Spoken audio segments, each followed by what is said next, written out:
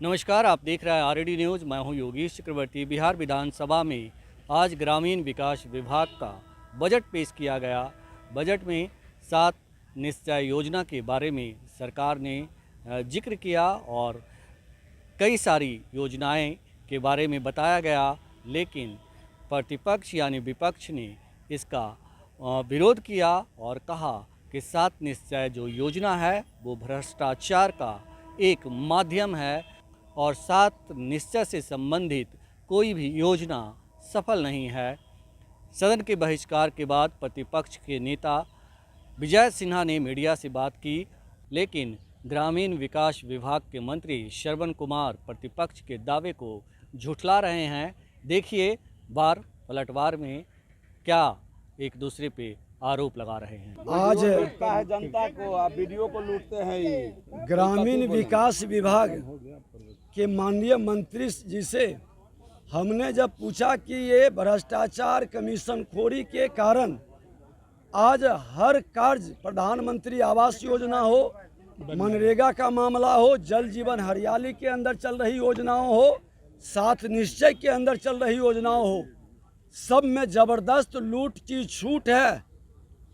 इस पर आप स्पष्ट करिए कि आप भ्रष्टाचार कैसे खत्म करेंगे और 40 से 50,000 प्रधानमंत्री आवास में जो खुल करके भ्रष्टाचार का खेल हो रहा है, कोई जवाब नहीं है। यहाँ तक कि केंद्र के नाम से रोना रो रहे हैं, उपयोगिता प्रमाण पत्र नहीं उपलब्ध करा पा रहे हैं। भारत सरकार पूरी तरह से मदद करने के लिए तैयार बैठी है।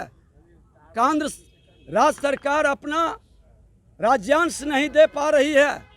कई योजनाएं आज अधूरा पड़ा है राज्य की गैर जिम्मेदारी और लापरवाही के कारण, और ये मंत्री अपने विकास के किए कार्यों की कोई चर्चा नहीं करना, भटकाना और भ्रष्टाचार को संरक्षित करना इनका उद्देश्य बन गया है। ये सरकार में आज हमारे वार्ड के सदस्य हों या पंचायत के प्रतिनिधि हों, इन सब का जो भत्ता मिलता था उस पैसे को भी आज तक नहीं दिया।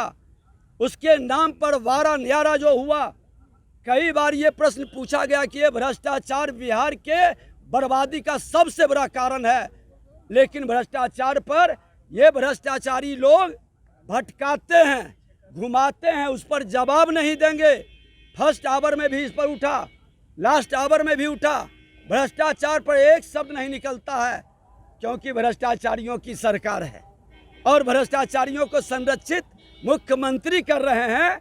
मौन हो गए हैं, धृतराष्ट्र बन गए हैं। देखिए, ग्रामीण विकास विभाग अनुदान मांग पर अभी चर्चा चल रही थी और जिस प्रकार से ग्रामीण विकास मंत्री ने केंद्र पर आरोप लगाया, लेकिन उन्होंने आगामी वित्तीय वर्ष में या विगत वित्तीय वर्ष में क्या उन्होंने कार्य किया, इसका कोई उल्लेख तक नहीं किया।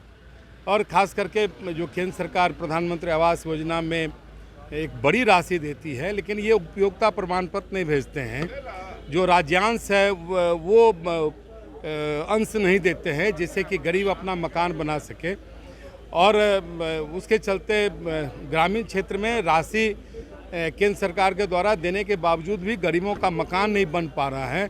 अगर राशि भी दी जाती है तो मकान पूर्ण नहीं हो पा रहा है। ये बिल्कुल राज्य सरकार की जिम्मेदारी है और इस जिम्मेदारी से राज्य सरकार भाग रही है। आज जो पंचायती राज के जो अपने माननीय प्रतिनिधि हैं, उन्हें भत्ता नहीं मिल रहा है, तो पूरे तौर पर देखेंगे तो इस सरकार को गरीबों की कोई चिंता नहीं है। यह सरकार बिल्कुल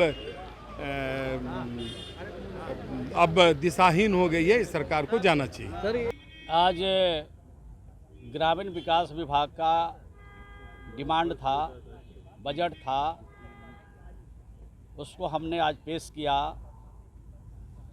और पेश करने के बाद विपक्ष के लोगों का और सत्ता पक्ष के जितने मान्य सदस्य थे विपक्ष के, सभी लोगों की बात को मैं गंभीरता से सुना। मैं 2 मिनट के लिए सिर्फ बाहर निकला, बाकी पूरा समय 2 बजे से लेकर हम 4:30 बजे तक पूरी बात को सुनते रहे।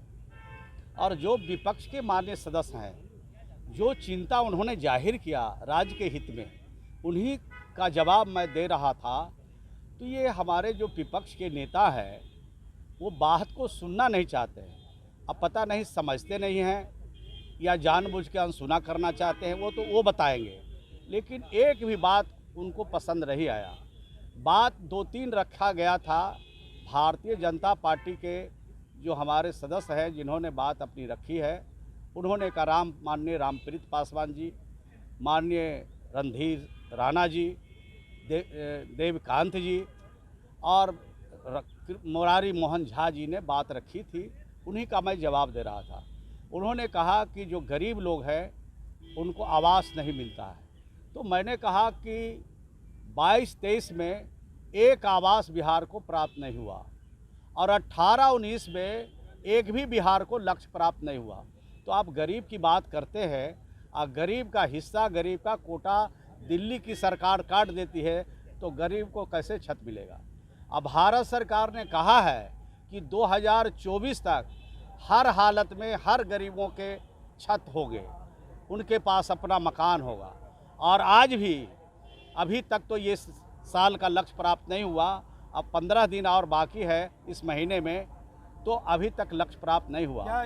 तो 13 लाख अभी आवास प्रतीक्षा सूची में है और कई ज़िले ऐसे हैं जो तकनीकी कारणों से उनका आवास ऐप पर नाम नहीं चढ़ा, जैसे मुजफ्फरपुर है, औरंगाबाद है, नालंदा है।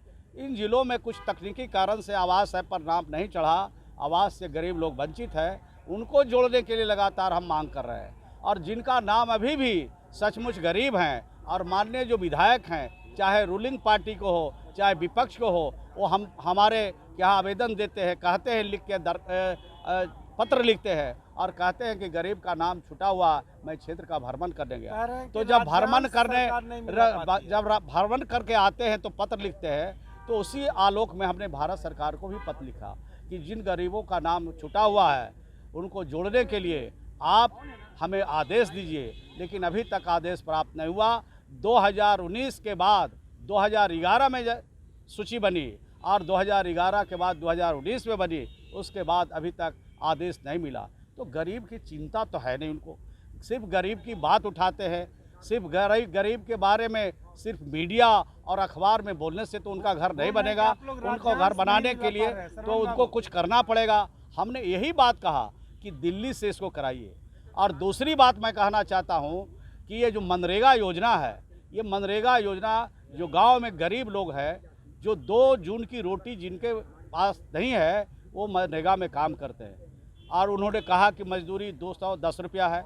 हमने कहा आपने ठीक कहा। आप कहा उन्होंने कि कैरेज कम मिलता है, 10% है। हमने कहा ये भी ठीक कहा।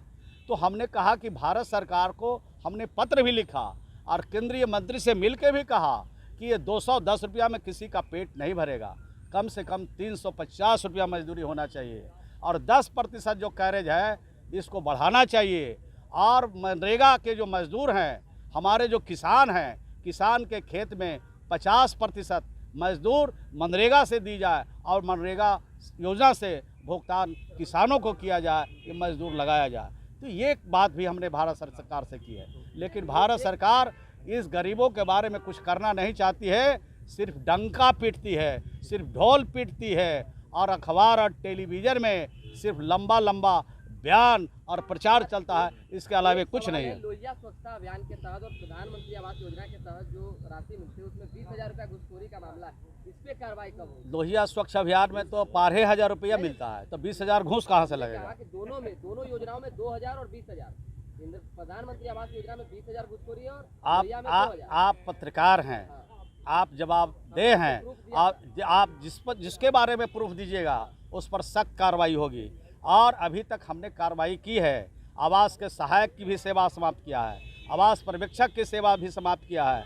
और भी ऐसे खबर मिलेंगे, ऐसी जानकारी मिलेगी, किसी भी कीमत पर बख्शा नहीं जाएगा। गरीब का हिस्सा हक अगर मारेगा तो उस पर सख्त कार्रवाई करेंगे। धन्यवाद।